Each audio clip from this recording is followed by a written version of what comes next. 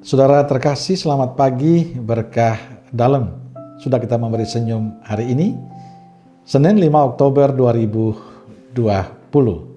Mari kita awali permenungan kita pagi ini dengan tanda kemenangan Kristus. Dalam nama Bapa dan Putra dan Roh Kudus. Amin.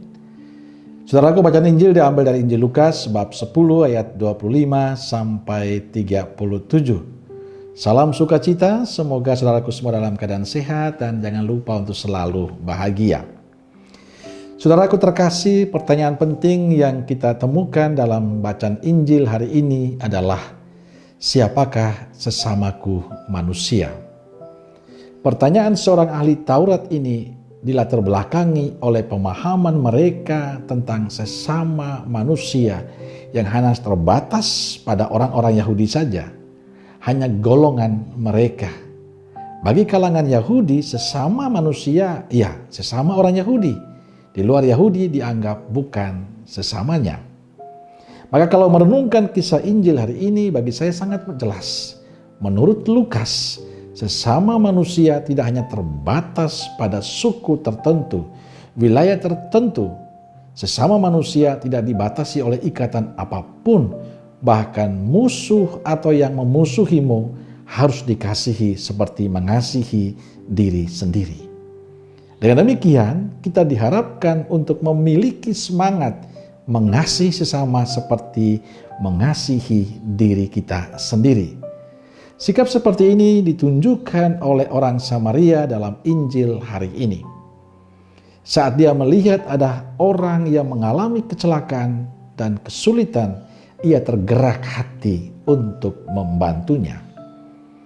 Ia tidak melihat dari suku mana, dari golongan mana, agama mana.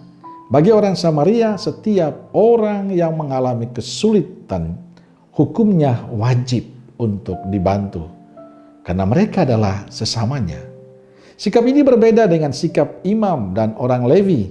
Mereka hanya melihat tapi tidak tergerak hati untuk membantu.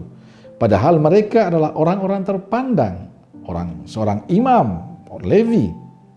Tapi mereka tidak punya ketergerakan hati. Mereka tidak memiliki hati yang peka dan peduli pada yang lain. Karena hanya berpikir bahwa sesamanya adalah orang-orang sesukunya. Saudaraku terkasih, bagaimana dengan kita? Siapakah sesama menurut kita masing-masing?